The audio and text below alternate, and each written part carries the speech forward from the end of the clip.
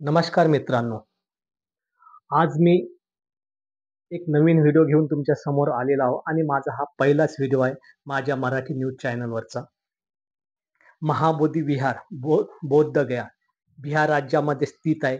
महाबोधी विहार हे जगविख्यात विहार आहे, ज्याला युनेस्कोने एक जागतिक धरोहर म्हणून मान्यता दिलेली आहे. त्या विहारात 14 ते 15 दिवस झाले. 13 फेब्रुवारी पासून आंदोलन चालू आहे.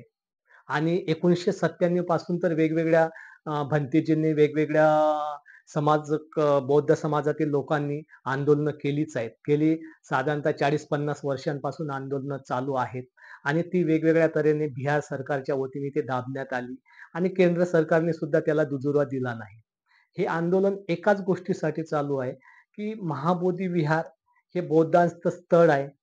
जसं हिंदू मंदिर आहे, जे राम मंदिर बांधलं.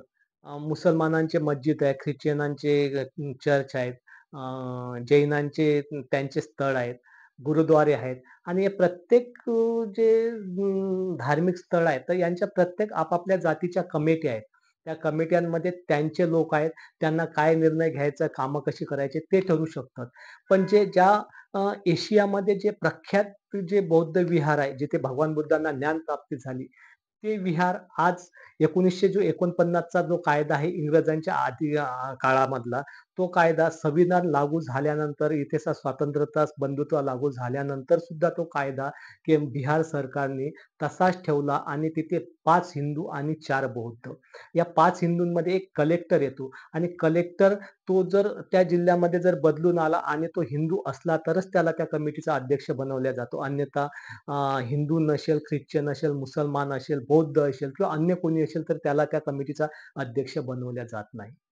आणि त्यांच्यामध्ये जे 4 बौद्ध आहेत, त्याच्या 4 बौद्धांमध्ये एक जापानचे भंतीजी आहेत आणि अन्य 3 हे डुप्लिकेटच बौद्ध आहेत, की म्हणजे ते त्यांच्या मध्ये हा मिळवतात आणि तिथे बौद्ध गयामध्ये जसा विकास पाहिजे होता, तसा विकास आजपर्यंत झाला नाही. दरवर्षी लाखोंच्या संख्येने डिसेंबर महिन्यामध्ये आणि बौद्ध पौर्णिमेला, वैशाखी पौर्णिमेला जगातून लोक येतात.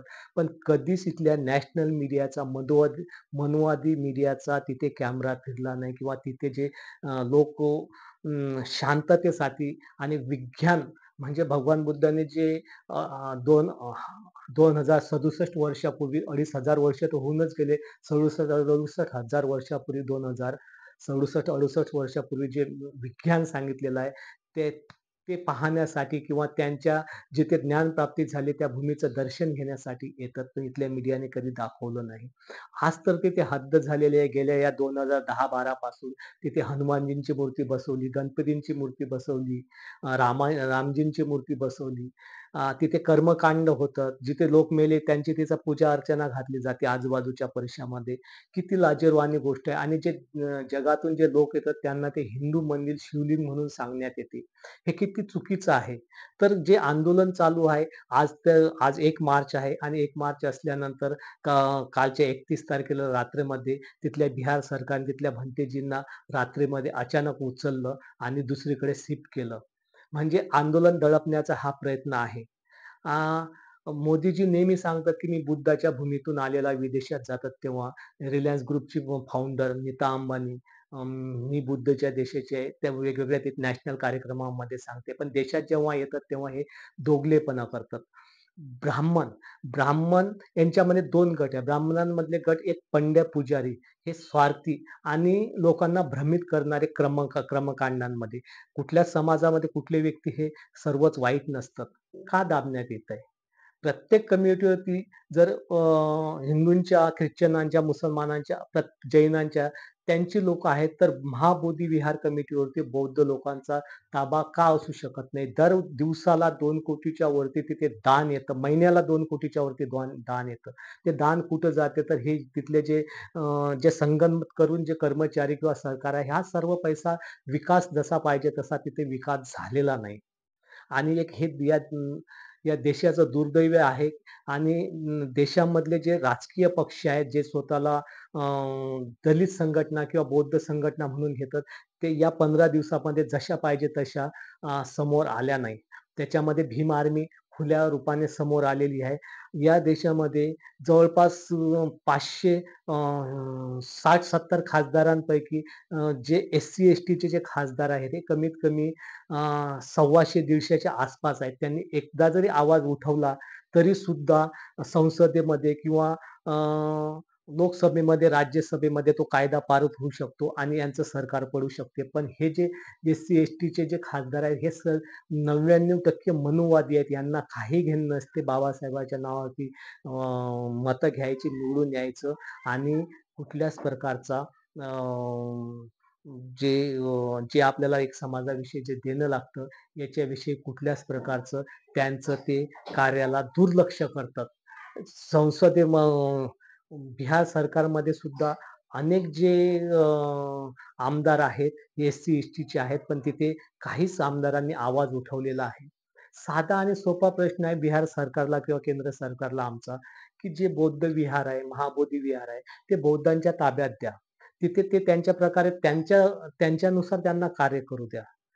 इथला जो मीडिया आहे, नॅशनल मीडिया यांनी जे गेल्या 14 दिवसामध्ये सुई जर कुठे जर हिंदू, मुसलमान एखादा जर क्लू यांना मिळाला, तर हे त्याचा प्रोपगंडा करतात आणि बातमी दाखवतात. खोटं असलं, हिंदूंचा सहभाग, मुस्लिमांचा सहभाग नसला तरी सुद्धा मुस्लिमांनीच काहीतरी केलं म्हणून मोठमोठ्या बातम्या दाखवतात.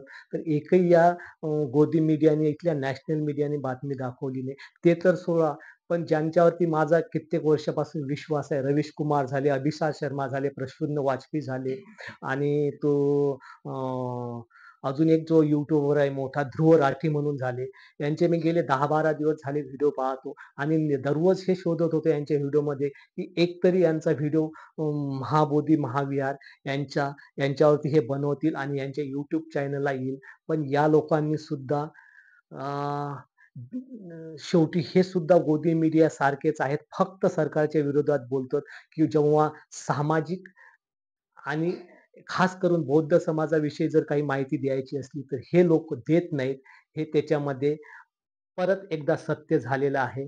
यांचे व्हिडिओ पाहण्याची माझी नेहमी उत्सुकता असते. पण आज गेल्या 10-12 दिवसामध्ये या ध्रुव राठी असेल, अभिसार शर्मा असेल, रवीश कुमार असेल, प्रसन्न वाजपेयी असेल, या लोकांनी एकही व्हिडिओ बनवला नाही. महाबोधी मुक्ती आंदोलन जे भंतेजी तिथे बसलेले होते त्यांना 31 मार्चच्या रात्रीमध्ये उचलण्यात आलं. आज 1 मार्च आहे. मला असं वाटलं, की आज तरी मी व्हिडिओ बनवावा आणि हे व्हिडिओ बनवण्याचं एकच कारण आहे, की जे बौद्धांचं स्थळ आहे, जे 1956 नंतर देशभरातले जे बौद्ध झालेले आहेत, त्यांचं जे महाबोधी विहार जे स्थळ आहे, ती जी कमिटी आहे, ते बौद्धांच्या ताब्यात यावी आणि हा संघर्ष चालू राहील. पण परत एकदा सांगतो, संपूर्ण देशामधल्या इथल्या ज्या राजकारण्यांना, की जे स्वतःला बहुजन आणि बौद्ध समाजाची पार्टी म्हणून वेगवेगळ्या पार्ट्या आहेत. बहुजन समाज पार्टी असेल, अ, ब बसपा पार्टी असेल, महाराष्ट्रातल्या अनेक पार्ट्या ते असतील, पण यांनी समोर येऊन प्रतिक्रिया दिलेली नाही, याचं एक दुःख वाटते. माझा व्हिडिओ तुम्हाला जर पसंत आला असेल, तर सबस्क्राईब करा आणि लाईक्स करा. नमस्कार.